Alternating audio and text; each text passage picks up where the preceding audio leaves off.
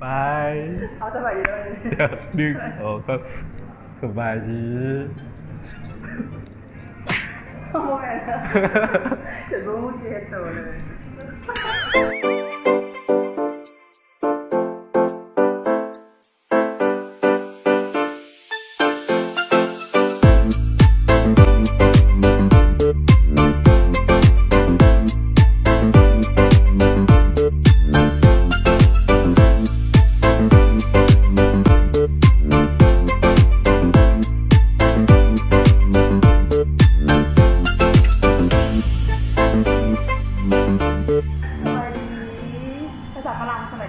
Bonjour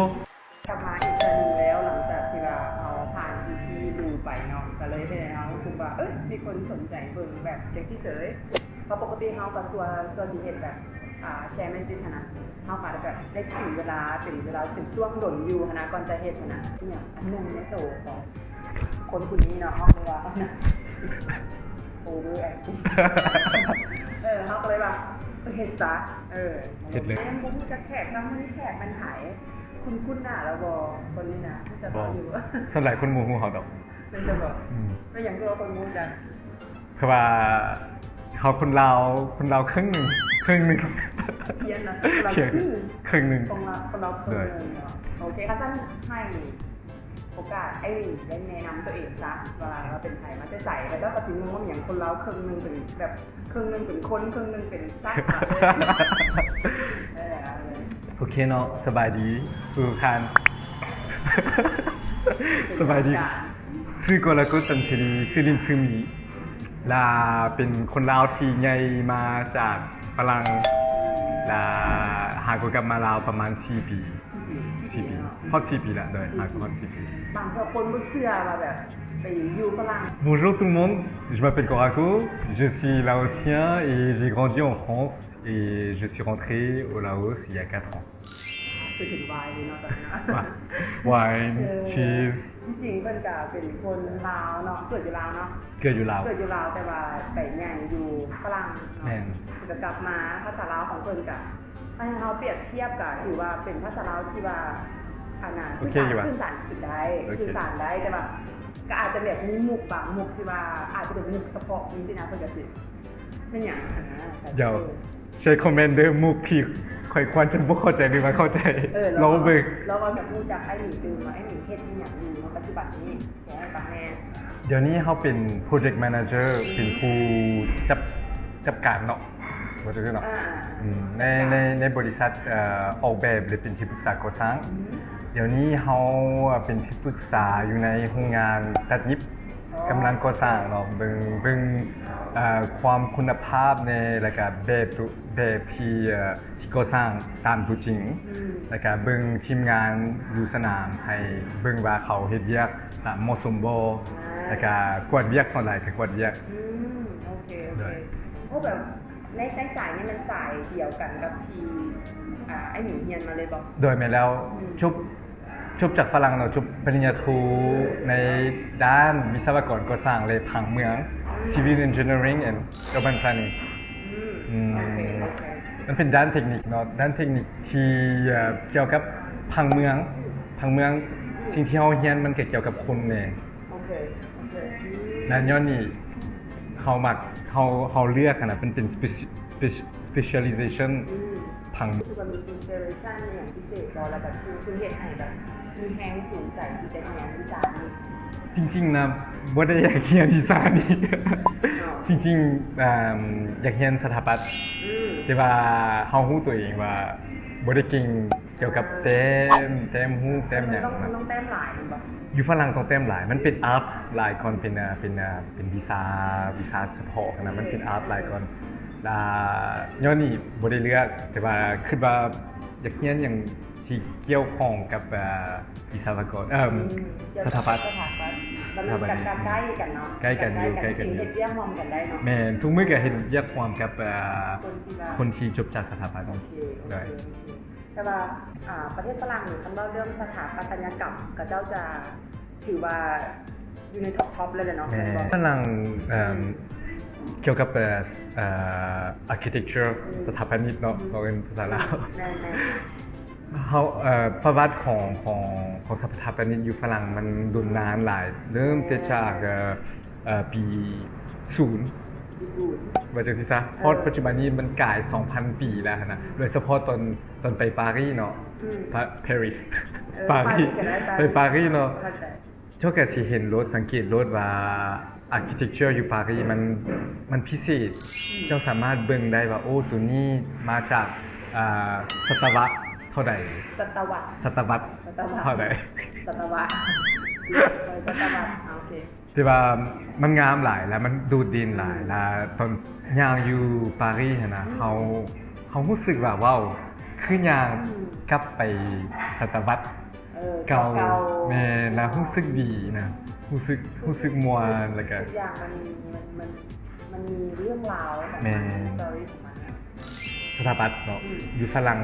จนเจ้าเพียงตินย่างอยู่ถนนนะเจ้าก็รู้สึกว่าว้าวมันต่างกับเมืองอื่นนะมันดูดดินมันมีประวัติเนาะและอีกที่สองเป็นเมืองปารีสมันมีมิวเซียมหลายมาจากไหนภาษาลาวโหพิพิธภัณฑ์แม่โหพิพิธภัณฑ์เนาะและเข้าง่ายโดยเฉพาะสำหรับนักเรียนนะนักเรียนที่เรียนหนังสืออยู่EU สามารถเข้าฟรีเลยคือตอนเรียนอยู่ประถมมัธยมเขาก็มีโอกาสไปเข้ามิวเซียมฮู้เฮียนพาไปนะไปเฮียนฮู้เกี่ยวกับประวัติไปเจอตัวจริงนะหมายถึงว่าสิ่งที่เขาเฮียนอยู่ในปึ้มเขาสามารถไปเจอตัวจริงนั่นว่าด้วยความแตกต่างของแต่ละประเทศนี่แหละเนาะมันก็สิสร้างไอ้นี้ก็มีความแตกต่างในทางด้านของความคิดแล้วก็ทางด้านของการใช้ชีวิตหรือว่าไลฟ์สไตล์เนาะมันก็สิต่างกันพี่เนาะมื้อนี้แหละเหตุผลที่ว่าตัวไอ้หนูมาเนาะก็แม่อยากให้เราหนูมาแชร์ให้เขาฟังเราได้รู้จักไอ้หนูแล้วเขาก็ได้เรียนที่เราบ่เขารู้จักกันจังได๋จังได๋เฮาโอเคต้องรู้แต่เราฮู้แต่ว่าหลังจากที่เราได้มาพูดจากเราไม่เห็นเหมือนกันเนาะเขาสิได้เห็นอีกมุมมองหนึ่งที่แบบเขาโบได้พูดมาก่อนแล้วมันเบิ่งอีกได้แบบนึงคือเขาได้ไปเที่ยวฝรั่งหรือเขาไม่ได้ไปฝรั่ง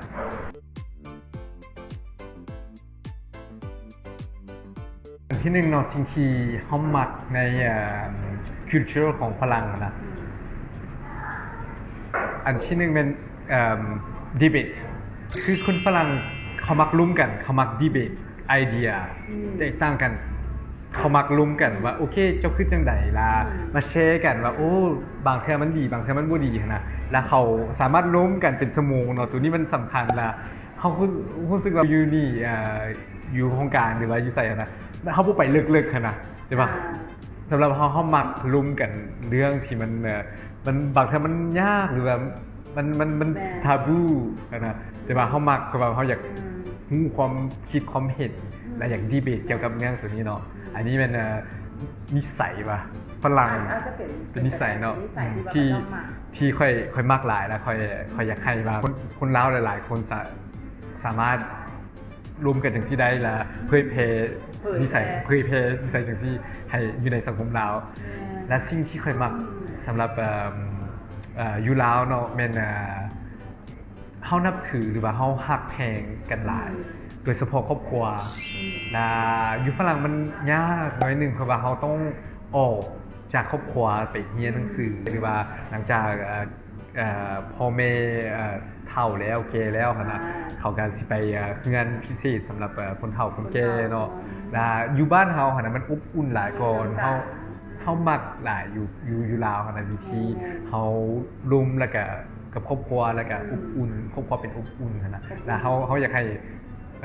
สังคมลาวเขานะรักษาตรงนี้คืออยู่ฝรั่งนะอาหารแซ่บหลายโดยเฉพาะไวน์อันนั้นฟู้อันนั้นดริงก์นะดริงก์ไม่ต้องไวน์กับชีสคือตอนปาร์ตี้อยู่ฝรั่งนะส่วนหลายโมเมนต์ว่าเขาต้องกินเบียร์เนาะส่วนใหญ่เป็นกินไวน์ถือไวน์เป็นบ้านมูแล้วก็ร่วมกันดูนะฝรั่งส่วนใหญ่ที่เขาเห็นเวลาเขาไปทานอาหารฝรั่งเนี่ยเขาต้อง enjoy ในการที่ว่ามี conversation อยู่ในโต๊ะอาหารเนาะแล้วลงเหมือนจริงจังนะเนาะคือผู้โบฝรั่งเขาว่าอย่างเขาว่าเขาปรับปรุงโลกใหม่ ตอนร่วมกัน like on change le on refait le monde sur une table like ปรับปรุงโลกตอนร่วมกันนะหมายถึงว่าเว้าทุกๆเรื่องก็ได้นะเว้าสิ่งที่เฮามาสิ่งที่เฮาคิดมีอย่างต่างๆแต่ว่าเฮาคือแบบปรับปรุงโลกตอนร่วมกันเพราะว่ามันดุนนานไปเว้ายาวๆน่ะ อันนี้เคยแชร์ป่ะเขาเจ้าจะมามีเรื่องของคอมมูนิตี้มาเกี่ยวของยกตัวอย่างมันจะมีเมื่อหนึ่งที่ว่าคนจะมาห้อมโตกันที่ถนนลักษณะเป็นสินะเขาเกิดมันจะเจ้ามันอย่างนั้นมันจะเป็นภาษาฝรั่งมันเป็น la fête des voisins ภาษาอังกฤษเป็น like a neighborhood day ในชีวิตอยู่ใกล้บ้านเจ้านะแล้วมาแชร์ดินเนอร์กันกินข้าวน้ำกันนุ่มกันนะตั้งแต่เดือนในเดือน6นี่แหละในเดือน6แม่มันเป็นโอกาสที่ส่วนหลายคนอยู่ในเมืองเนาะเขาบ่ค่อยร่วมกันแล้วเป็นโอกาสที่โอเคice breaking เนาะ let's sit on the table and let's eat together and let's get to know each other ประเทศลาวเนาะแต่ถือว่ายังโชคดีบอลใดบอลที่ว่าเขาบ่ได้เป็นซีรีส์ใหญ่แล้วว่าแล้วส่วนใหญ่แล้วขนาดเราอยู่ในเมืองก็ยังสิเป็นบ้านนั้นแบบธรรมดาโดยแล้วมันจะเป็นให้แบบคนก็จะมีคอนเนคชั่นนำกันหลายอยู่แต่ในอนาคตกับโบเน่เพราะว่าในอนาคตมันเริ่มขยายขึ้นคันว่าคันเฮาบ่มีrelationship จำกัดจังซี่มันก็อาจจะแบบเฮ็ดให้อาจจะเป็นขึ้นหลายๆประเทศที่ว่าเป็นประเทศพัฒนาแล้วที่ว่าคนแบบว่าเอาตัวรอดไทยมันindividualism แม่นตัวนี้ก็เป็นตัวนึงที่ว่าเฮาเซอร์ไพรส์ใจว่าฝรั่งเป็นประเทศที่ว่าเป็นประเทศพัฒนาและเป็นประเทศที่ใหญ่แล้วนะแต่ว่าเป็นหยังทาง government เนาะสิว่าน่ะเพิ่นยังมาแนมเห็นในจุดนี้ว่าโอเคขอต้องคีบมือนี้ไว้ใดขอต้องคีบมือนี้ตัวว่าจะ get people together นะเขาก็ย่านคือลิต้าเว้าเลยเขาก็อาจจะย่านว่าเขาสิเป็น more and more individualism society นะแต่ขั้นสิสรุปเนาะบ่ว่าจะอยู่บอนใดมันก็สิมี pros and cons แน่นอนว่ามันขึ้นกับว่าเฮาสิจับทั้งสองอันนั่นแหละทั้ง pros and cons ได้บ่แม่นว่าแต่เรียนรู้แต่ pros ได้คนเฮาต้องเรียนรู้กับตัวคอนให้ได้คือกันแต่คือว่ามันจะสามารถเฮ็ดให้เฮานะได้ข้อคิดแล้วก็ได้วิธีการดำเนินชีวิตที่ว่าดีขึ้นเนาะแล้วก็แต่ละประเทศก็มีความแตกต่างกันซึ่งว่าเป็นเสน่ห์เนาะถ้าเฮาสามารถเรียนรู้จุดดีจุดอ่อนของทุกประเทศละเฮาสามารถเอาสิ่งที่ดีในชีวิตเฮาหั่นน่ะมันก็ให้ผลดีให้เฮาอีกนะแม่นต้องเข้าใจว่าสิ่งที่ดีสิ่งที่บ่ดีใน culture ของทุกๆประเทศทุกอันสำหรับเฮาพยายามเอาสิ่งที่ดีที่เฮาเรียนรู้จากฝรั่งมาใช้อยู่ลาวลาเฮ็ดให้ว่าบางครั้งเฮาก็อาจจะคิดแตกต่างกันกับหมู่แต่ว่าเฮาคิดว่ามันก็โอเครับได้นะอันนี้มันคิดว่ามันเป็น uniqueness ของแต่ละคนจากมาอยู่ลาวกี่ปีมีความรู้สึกจังได๋เฮามักชีวิตอยู่ลาวจริงๆเฮามักชีวิตอยู่ลาวเพราะว่ามันสบายคือคนต่างประเทศมักเว้าเนาะว่าบ่เป็นหยังหั่นนะเป็น like spirit like slow life spirit ของเรานะเฮามักความหมายว่าเฮาสังคมเฮาก็บ่ได้ห่างรวยหรือแบบบ่ได้พัฒนาเกินไปบ่ได้แต่ว่าก็บ่เป็นหยังคือมันบ่แม่นสิ่งที่สำคัญที่สุดสิ่งที่สำคัญที่สุดแม่นแบบ happiness ถ้าเฮามีความสุขกับสิ่งที่เฮามีนะปัจจุบันนี้นะโอเคเฮาบ่มีรถใหญ่หรือว่าเฮือนเป็นวิลล่าแต่ว่าเฮามีความสุขกับสิ่งที่เฮามีปัจจุบันนี้นะมันก็รู้สึกดีสำหรับอยู่ลาวเฮาก็มักชีวิตจังซี่คือหลายๆคนบ่มีหมดทุกอย่างที่เว้าว่าเป็นstandard ที่ต้องมีเพื่อให้เป็นคนสมบูรณ์ว่าจังซี่ซะแต่ว่าก็เขาจะมีความสุขแล้วเฮามักเห็นโมเมนต์จังซี่นะอยู่ลาวนะแม่นแต่ว่ามันก็ถึงกับเฮาว่าเฮา satisfy ในตัวเองจังได๋มันเว้าตามเมสเสจของไอ้หมีที่ว่าเราอยากสื่อสารบางเรื่องนี่แม่นกันอยากบอกว่าให้เฮามีความภูมิใจในประเทศของเขาคนบ้านเขาที่เราใช้ชีวิตแบบสบายแต่ว่าเราอยู่ได้แม่นแล้วปารีสนะ1 ชั่วโมงครึ่งไปแล้ว1 ชั่วโมงครึ่งกลับอยู่ลาวหั่นน่ะสบาย บ่ฮอด10นาทีก็ฮอดโรงการแล้วหั่นน่ะว่าจังซี่นะ เขาย้อนกลับไปกับหมาย้อนกลับไปตอนที่เราพูดจะไก่กันดูเราดูจะไก่ได้จากไหน คือต้องให้ทุกคนรู้ว่าลิต้ากับเฮาเนาะเป็นเมมเบอร์ของ Global Shapers แล้วเฮาก็เป็นเฮาเป็นเมมเบอร์ปีหนึงแล้ว แต่ว่ามื้อที่เจอลิต้าน่ะบ่เป็นเจอที่อยู่ในมุมมอง serious หรือว่าอยู่ประชุมหรือว่า อยู่แบบสถานที่แบบว่า networking area หรือว่า something like that บ่ไปเจอกันอยู่เทคและเห็นลิต้าเต้นนะกับหมู่เฮาเนาะมันเกิดหมู่เฮาเห็นลิต้าเต้นแล้วแบบหมู่เฮาว่าไปเต้นกับนางนี่นะโอเคไปเต้น and she said that shout out to her also Hello Lisa hi Lisa she's so excited too that you are coming here Oh really เวลา communicate กันค่ะ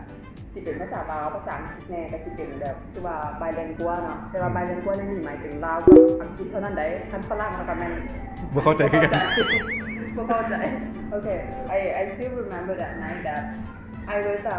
wearing my favorite dress. It's like black dress. Black cocktail dress. And then she was like, "Oh, you look so beautiful. I really love your dress. Where did you find that one?" Like I couldn't find it in London. Blah blah blah. And then like we were just like dance, and then like we took some pictures and stuff like that. And yeah. And this is how we make it. So since then เนาะแต่ตั้งแต่นั้นเนาะก็คือเป็นหมู่กันมีโอกาสที่เฮาไปงานนึงอีกแล้วเจอกัน Queen's Birthday Party โอเคของ UK Embassy เนาะ UK Embassy มาแล้วล่ะไปเจอกันที่นั่นว่าอ้าว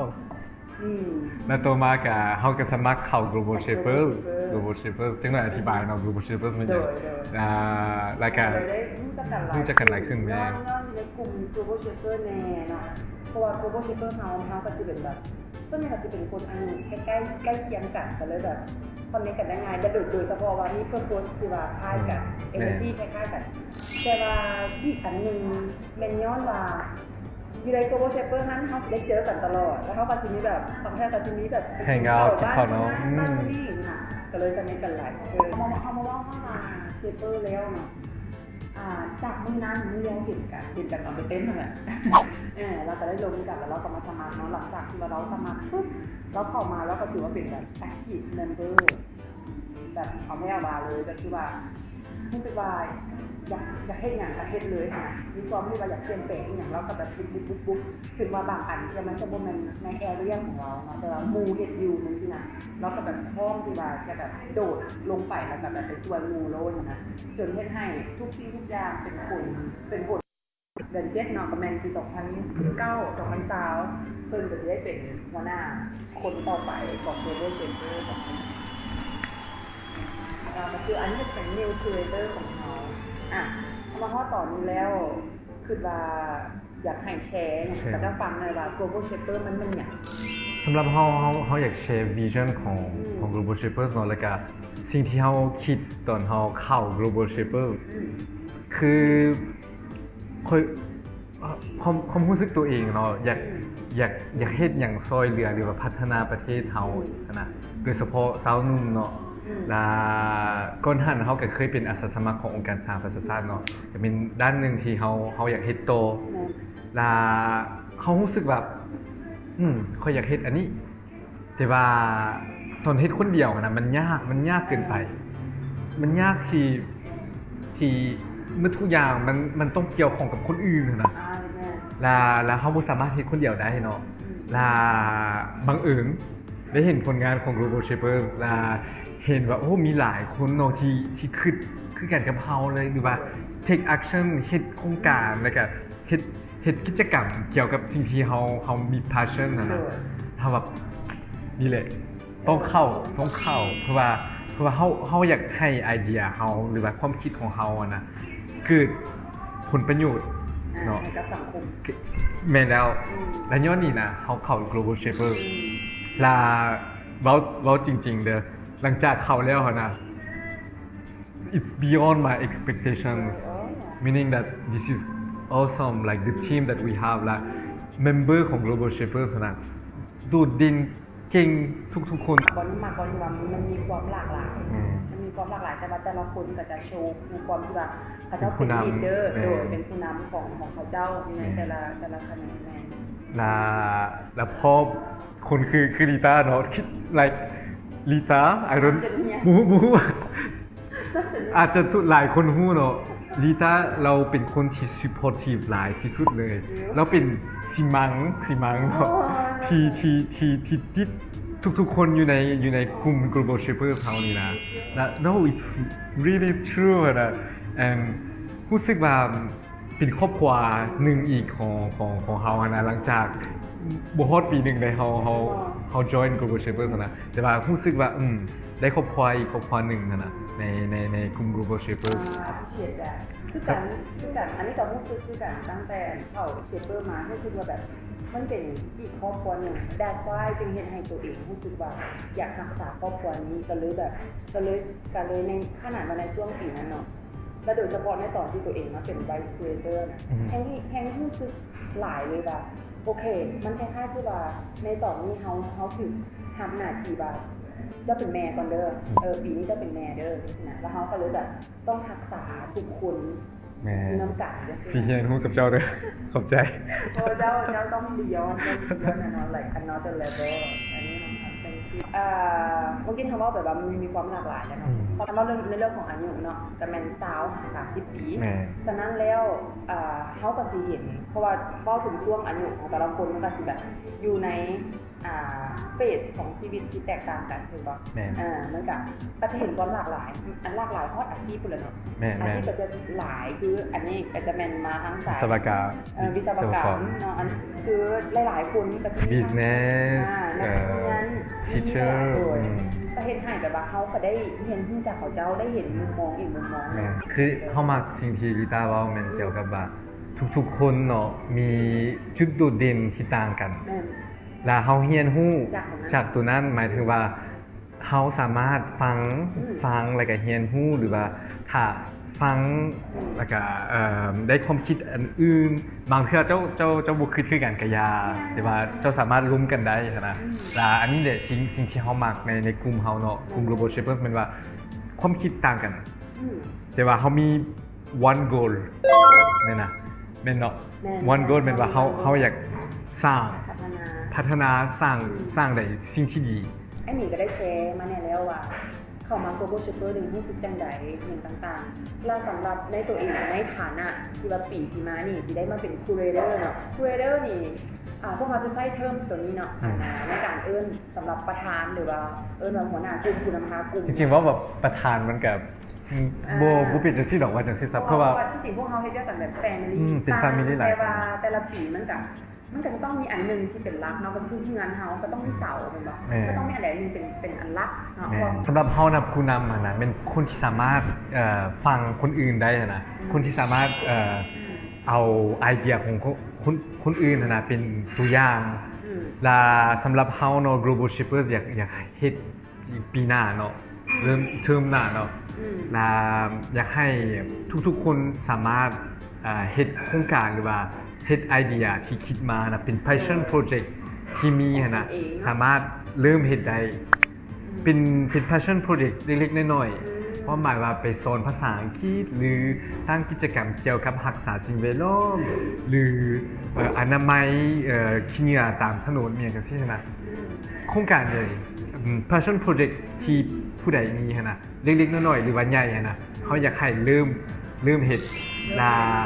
คือสำหรับเฮาเบิ่งลิต้าเบิ่งวาลีเบิ่ง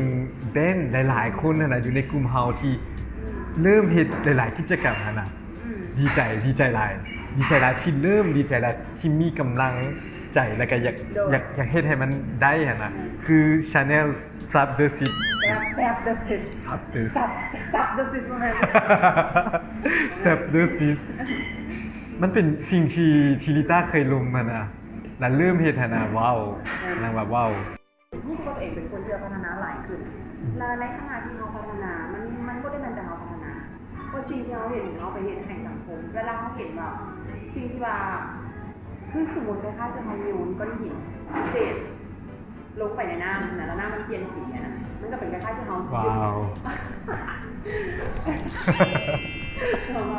อันนี้อย่างก่อนคล้ายๆที่เขาแบบว่าโยนแอคชั่นของเขาไปแล้วมันมีอย่างเปลี่ยนแปลงที่มันก็แบบมันดีใจความดีใจที่แบบแน่นอนเขาพัฒนาตัวเองแต่เขาก็ไปเห็นจริงว่าเขาได้หับนะไม่ใช่เขาอยากดูหลายสื่อแต่ว่าถ้าว่ามันเป็นโปรเจกต์สำหรับตู่เจ้าอีที่ว่าเจ้ามาอีเจ้าแห่งสิ่งความภูมิใจหลายแล้วยังบ่มันเป็นความภูมิใจได้ไม่เห็นภาพในอนาคตไปตื่นอีกว่าเจ้าจะเห็นอย่างถ้ามันจะเป็นแนวทางไหนก็นั่นแบบอยาก encourage ทุกคนเพราะว่าจะเป็นคนอื่นที่ไม่ได้อยู่ใน global shaper อยากบอกว่า global shaper นะมันข้อดีของเขานะมันเป็นราคาเป็นแพลตฟอร์มของเขาสามารถเห็นหน้าเห็นนี้ได้ แล้วก็มี support มีคนที่ซอยได้ แต่ว่าทุกๆคนในสังคมสามารถเริ่มต้นเห็นอย่างสักอย่างหนึ่งได้หมดถูกไหมแต่ว่าก็จะสมมติว่าเจ้าโบมีความสนใจจะเข้า global shaper กับยาถามว่าเจ้าได้ฟังอีพิโซดตรงนี้เนาะอยากให้ว่าอยากให้อย่างเห็นเลยเพราะว่าไอ้หมีเคยแชร์มาว่าบางครั้งเขาคิดว่า contribution ในน้อยของเขาหรือว่าการที่เราให้อะไรอันหนึ่งแบบเข้าไปแบบเขาเริ่มต้นให้เป็นที่นั้นเขาคิดว่ามันอาจจะประสานการเปลี่ยนแปลงแต่ว่าโบทุกการเปลี่ยนแปลงที่นี่งานสมาจากอันนี้คือเขาอย่างตัวอย่างหนึ่งง่ายๆว่าเวลาคนก็เริ่มชี้อะค่ะในสังคมเขาอาจจะคิดว่าอันนี้เป็นอย่างค่อยต้องมาเก็บที่นี่อันเพิ่งเคยเก็บที่นี่ไปคนอื่นกับโบเก็บคือเก่าผู้อื่นจะมาแต่งนางก่อยางมากับดึกที่เหนือสิ่งที่เก่าที่เปลี่ยนแปลงเนี่ยสำหรับไอ้หมีความคิดเห็นมาจากไหนสำหรับความคิดของเราเป็นว่าถ้าคนอื่นเห็นเจ้าเฮ็ดนะเขาสิคิดว่าเอ้าเป็นอย่างผู้นี้เฮ็ดและถ้าเราเห็นว่าโอ้ผู้นี้เฮ็ดทุกๆมื้อนะแล้วเอ้าเป็นอย่างค่อยบ่เริ่มเฮ็ดมันอินสไปร์และหลายๆคนนะสามารถอินสไปร์คนอื่นได้นะและเฮาอยากให้คนอินสไปร์นี่นะเป็นตัวอย่างที่ดีให้ทุกๆคนนะคือโอเคเจ้าเริ่มเฮ็ดแล้วบางเทื่อคนสิมาถามเจ้าเอ้าเป็นอย่างเจ้าเฮ็ดจังซี่ถ้าเจ้าอธิบายผลอธิบายความหมายของแอคชั่นของเจ้านะแล้วคนอื่นว่าโอ้ก็ดีเนาะแต่เปลี่ยนความคิดของเขาเจ้าได้น้อยนึงมันก็เป็นผลแล้วหมายถึงว่า you spread the good thing the positive thing นะเขาคิดว่าซาวนุ่มลาวนะ active หลายซาวนุ่มลาวที่อยู่อ้อมตัวเขานะเก่งหลายมีไอเดียหลายและอยากให้ทุกๆคนที่มีไอเดียจังซี่นะ positive idea อยากเปลี่ยนแปลงและเฮ็ดสิ่งที่ดีให้สังคมนะ take action และถ้าเฮ็ดผู้เดียวบ่ได้ก็เข้ากลุ่มหรือว่าความมือกับหมู่คู่ที่คิดบางอย่างคิดไอเดียคล้ายๆกันหรือว่าอยาก support หรือว่าอยากซอยเฮ็ดให้มันเกิดขึ้นนะสิ่งที่เฮามากเป็นแบบบางเทื่อเฮามีไอเดียนะเฮาแชร์สำหรับเฮานะเฮาดีใจที่คนอื่นสามารถเฮ็ดไอเดียเฮาเกิดขึ้นได้เฮาบ่แม่นว่าสิเครียดว่าอ้อผู้นี้ผู้แม่น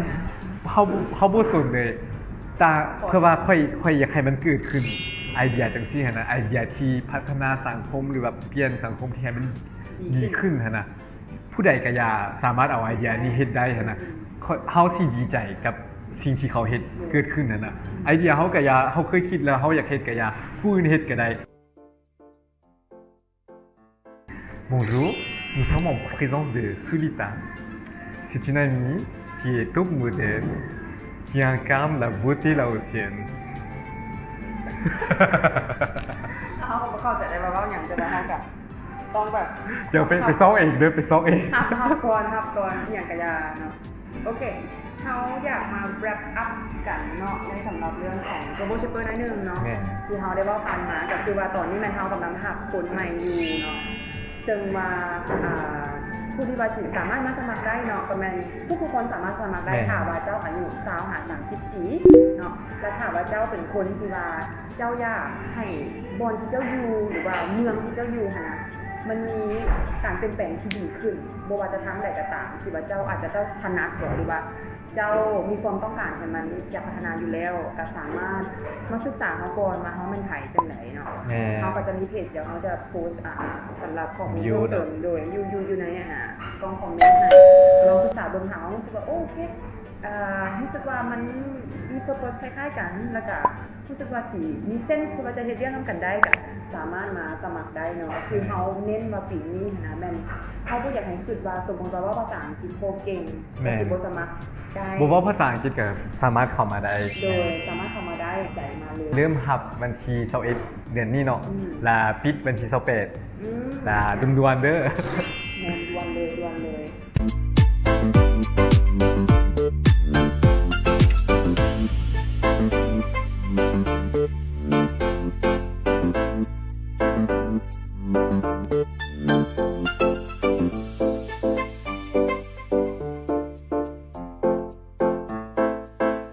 โอเค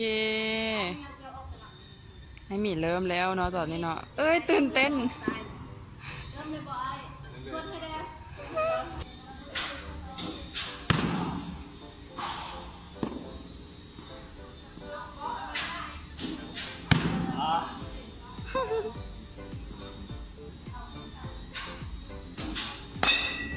เย้3เป็นบ่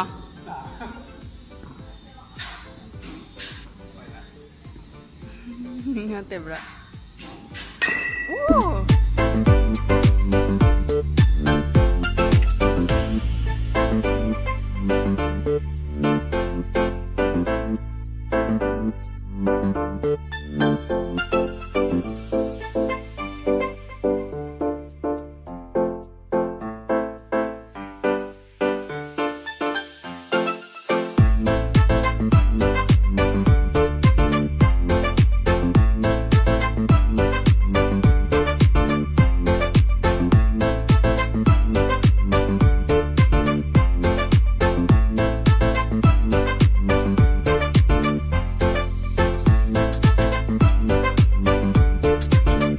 Okay, it's Lita's turn now. Okay, พร้อมปะ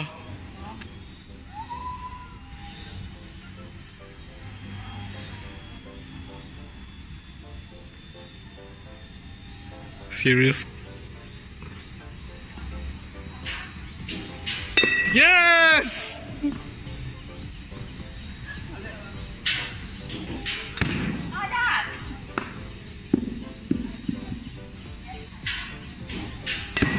Yes! ถือกะ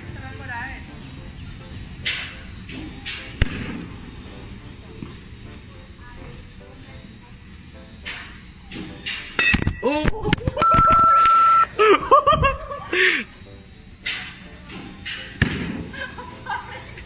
perfect Woo!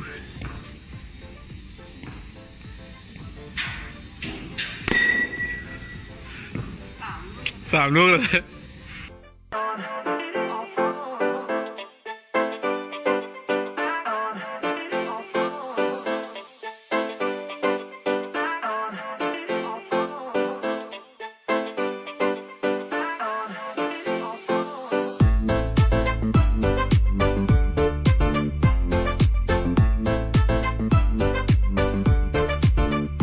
Woo!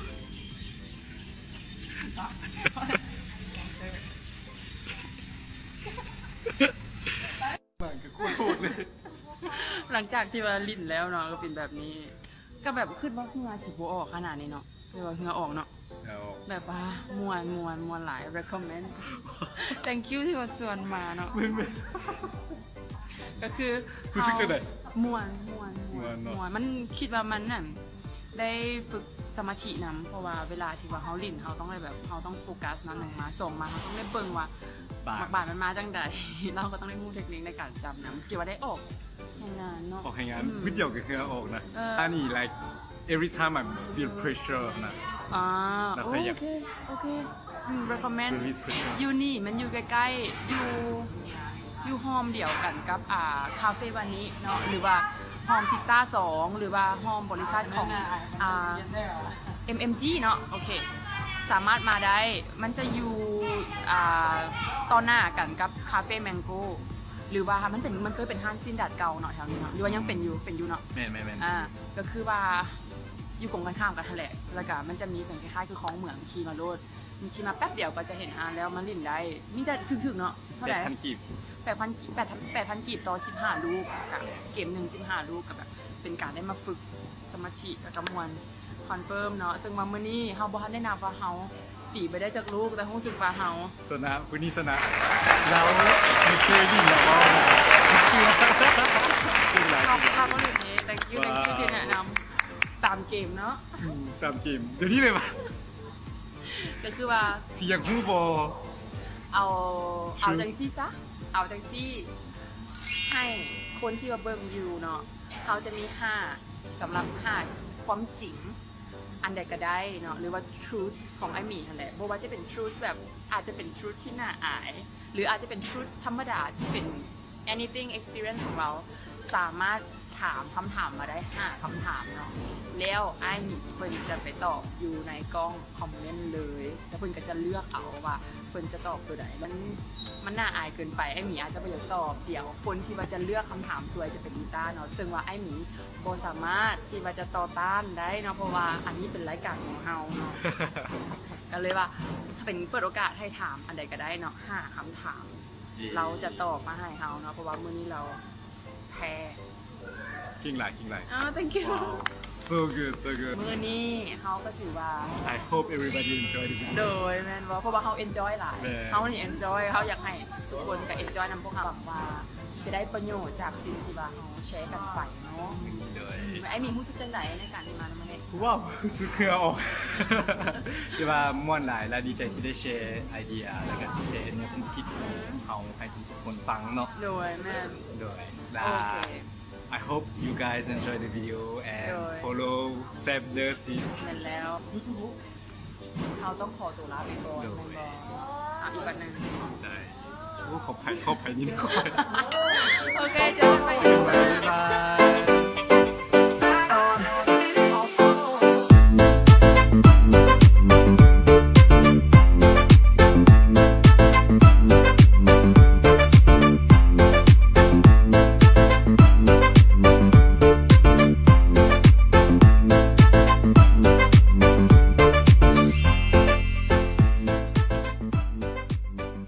positive thinking ให้คนอื่นนะคือสำหรับเขาเองนะตอนเรียนหนังสือเนาะเขาวางแผนว่าสิเฮ็ด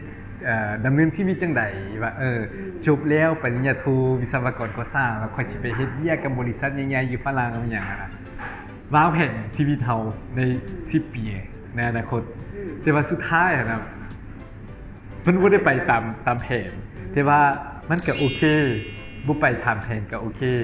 เฮาก็ยังมีความสุขสิ่งที่เฮาตัดสินใจฮอดปัจจุบันเนี่ยนะมาดำเนินชีวิตอยู่ลาวมาเฮ็ดเวียกอยู่ลาวมาเข้าร่วมกับสังคมหรือว่ากลุ่ม Global Shapers มันเป็นสิ่งที่ค่อยตัดสินใจที่เฮาตัดสินใจมันบ่ได้อยู่ในแผนเฮาแต่ว่ามันเป็นโอกาสที่ดีที่เข้ามาแต่ว่ามันบ่สำคัญว่าโอเควางแผนรถสำหรับในอนาคตแต่ว่ามันก็โอเคที่มันบ่ไปตามแผน 100% minded and เฮาคิดว่าเฮาพัฒนาตัวเองถ้าเฮาเป็น open minded like this you know and I don't บ่ฮู้ว่าคนที่ฟังเนาะสิคิดจังได๋เนาะแต่ว่าเฮาน่ะ support diversity หลายที่สุดสำหรับเฮา diversity มันสิ่งที่เฮ็ดให้เฮาเปิดกว้างพัฒนาแล้วก็เข้าใจคนอื่นง่ายเฮาคิดว่า global shapers ที่แตกต่างกับหลายๆกลุ่มเนาะแม่นว่าเฮา diverse เฮา different background เนาะแล้วก็ความคิดจบเรียนมีหยังต่างกันเบิดและบางครั้งความคิดก็บ่คือกันแต่ว่าโอเค it's okay I like it